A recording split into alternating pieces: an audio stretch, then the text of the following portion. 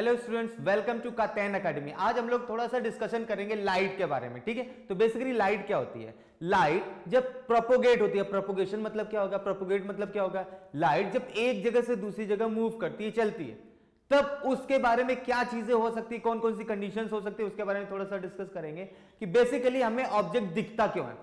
अब रात होती है तो लाइट होती ही नहीं है, अब लाइट नहीं होती तो हमें कुछ दिखता नहीं है। मतलब जब हमें ऑब्जेक्ट दिखता है तो क्या होता है, वहां पर लाइट होनी चाहिए। तब लाइट होने के बाद में हमें ऑब्जेक्ट कभी कभी फिर भी नहीं दिखता है। जैसे अगर हम बात करें एक कंडीशन की, जब हम रूम के अंदर बैठे हुए हैं और कोई ऑब्जेक्ट रूम के बाहर रखा हुआ है, अब लाइट तो उस ऑब्जेक्ट पर पड़ रही है बट हमें वो ऑब्जेक्ट नहीं दिखता है क्योंकि हम तो रूम के अंदर है और हमारे ऑब्जेक्ट के बीच में क्या है, एक वॉल है। ऐसा क्यों होता है? ऐसा इसलिए होता है कि हम जब रूम के अंदर हैं तो लाइट उस ऑब्जेक्ट पर जो फॉल हो रही है वो वहां से मेरे आंखों तक नहीं आ पा रही है। कैसे? चलिए एक एक्सपेरिमेंट करते हैं। क्या करते हैं, हम एक लाइट सोर्स लेते हैं और यहां पर एक ऑब्जेक्ट ले लेते हैं। तो अब क्या होगा, लाइट इधर से आई, ये मेरा लाइट सोर्स है, यहां से लाइट आई, इस ऑब्जेक्ट पर पड़ गई। अब लाइट इस ऑब्जेक्ट पर पड़ेगी तो क्या होगी, इस डायरेक्शन से इधर जाएगी।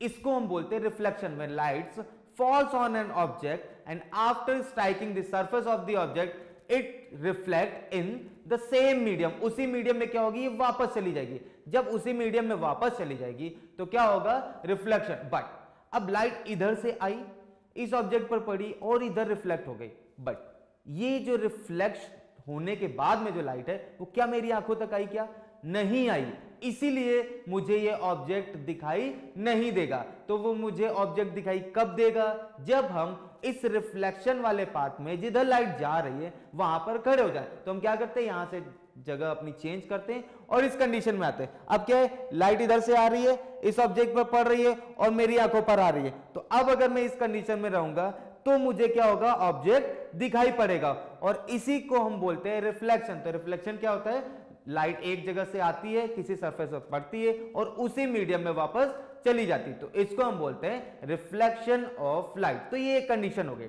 अब मान लीजिए अभी तो क्या था कि यहां पर एक ऑब्जेक्ट था जो कैसा है, ओपैक ऑब्जेक्ट है। अब ओपैक ऑब्जेक्ट क्या होते हैं, ओपैक ऑब्जेक्ट वो ऑब्जेक्ट होते हैं जिनके थ्रू लाइट ट्रेवल नहीं कर सकती है। अब मान लीजिए आपके पास में क्या है, ओपैक ऑब्जेक्ट नहीं है, जैसे वाटर। क्या हुआ, तो वाटर में क्या होता है, लाइट के साथ में वाटर तो ट्रांसपेरेंट होता है। क्यों, वाटर के अंदर से लाइट ट्रेवल कर सकती है तो वो ट्रांसपेरेंट हो गया। तो मान लीजिए हम क्या करते हैं, यहां पर एक कंटेनर लेते हैं और उसके अंदर पेंसिल रख देते हैं।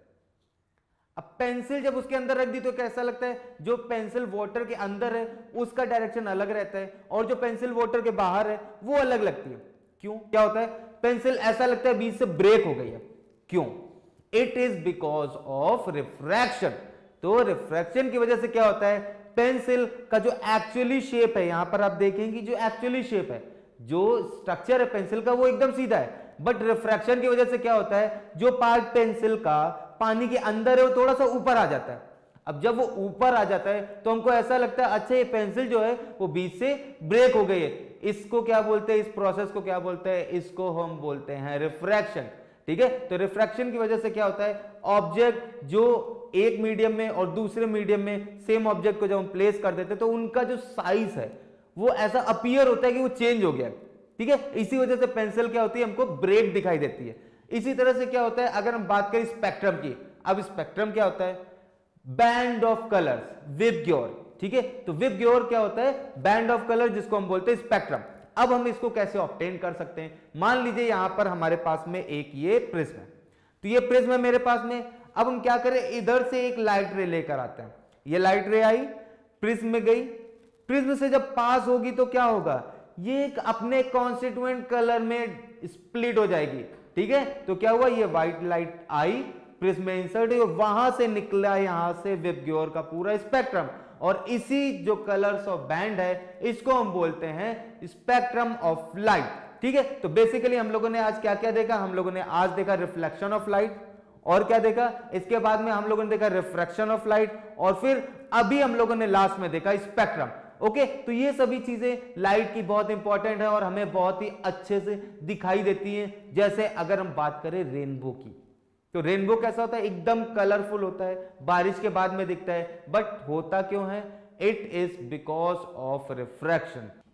Colours in white light with their wavelength and frequency range. ठीक है, तो बेसिकली अगर हम व्हाइट लाइट के कलर्स की बात करें तो कलर्स कहां से आते हैं, यहां से आते हैं, वेवलेंथ से। ठीक है, तो इसके बारे में हम लोग डिस्कस करते हैं थोड़ा सा। The light of different wavelength produce the sensation of different colours on the retina of our eye, so we perceive them as different colors। ठीक है, तो बेसिकली हमारे आईज के अंदर रॉड्स और कोन्स होते हैं, बिकॉज ऑफ दैट ओनली जब व्हाइट लाइट हमारे आईज पर, रेटिना पर पड़ती है तो क्या होता है कि उसमें जो एनर्जी है लाइट में, वो डिफरेंट वेवलेंथ की है।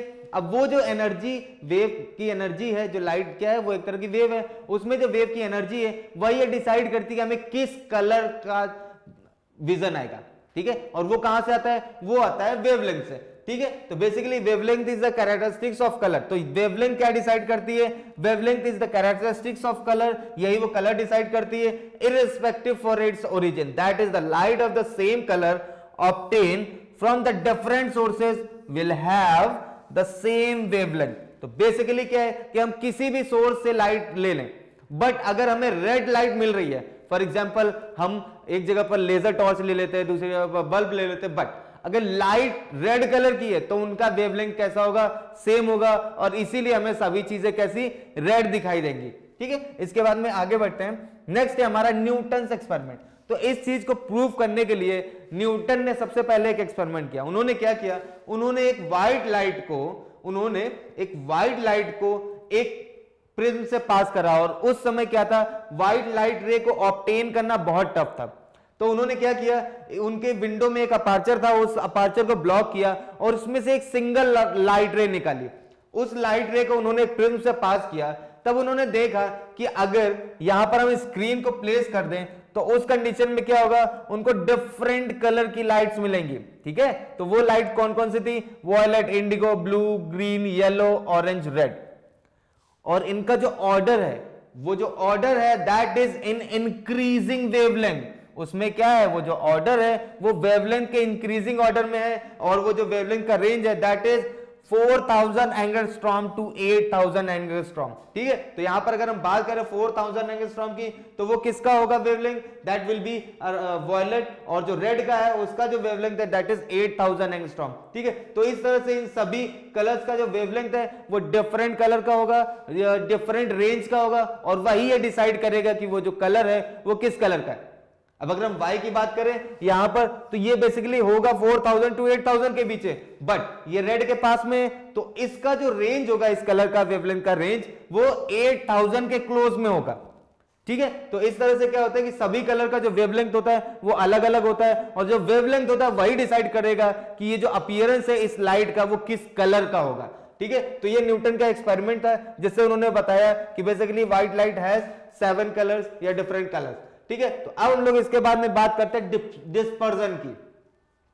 तो डिस्पर्जन क्या होता है, the phenomenon of splitting of white light, the phenomenon of splitting of white light by a prism into its constituent colours is known as dispersion. तो बेसिकली डिस्पर्जन क्या हुआ, डिस्पर्जन में क्या होता है कि ये एक प्रोसेस है, ठीक है, या फेनोमेना है जिसमें क्या होता है, व्हाइट लाइट अपने कॉन्स्टिट्यूएंट कलर्स में स्प्लिट होती है। ठीक है, जनरली हम 7 कलर्स की बात करते हैं, तो जो व्हाइट लाइट है जब किसी प्रिज्म से पास करते हैं तो क्या होता है, वो अपने डिफरेंट कॉन्स्टिट्यूएंट कलर्स में स्प्लिट हो जाती है, और उसी को हम बोलते हैं डिस्पर्जन। ठीक है, तो डिस्पर्जन क्या हुआ, व्हाइट लाइट का अपने कॉन्स्टिट्यूएंट कलर्स में स्प्लिट होना when it passes through a prism. इस फेनोमेना को हम लोग बोलते हैं डिस्पर्जन। इसके बाद में आता है स्पेक्ट्रम। अब ये स्पेक्ट्रम क्या हुआ, स्पेक्ट्रम होता है ये हमारा बैंड ऑफ कलर। ठीक है, तो इसको हम बोलते हैं स्पेक्ट्रम। तो बेसिकली स्पेक्ट्रम क्या हुआ, on passing white light through a prism, अगर हम प्रिज्म से किसी लाइट को पास कराएं, दिस व्हाइट लाइट को पास कराएं, the band of colour seen on a screen. ठीक है, तो इस स्क्रीन पर जो बैंड ऑफ कलर मिल रहा है, इन ये डिफरेंट कलर्स का हमको बैंड मिल रहा है, ये वॉयलेट है, इंडिगो है, ब्लू है, ग्रीन है, येलो है, ऑरेंज है, रेड है। ठीक है, तो ये क्या हुआ, हमें डिफरेंट कलर का जो बैंड मिल गया, यही वो होता है स्पेक्ट्रम, इसी को हम बोलते हैं स्पेक्ट्रम। ठीक है, तो अगर हम इतने चीज को साइड में रखें, ठीक है, इसको हम बात करें तो ये जो इतना चीज है, ये जो कलर्स का बैंड है, इसको हम बोलते हैं स्पेक्ट्रम। ठीक है, Hey friends, if you want to see such more informative videos on different topics for classes 1 to 12, then subscribe at katyanacademy.com right now.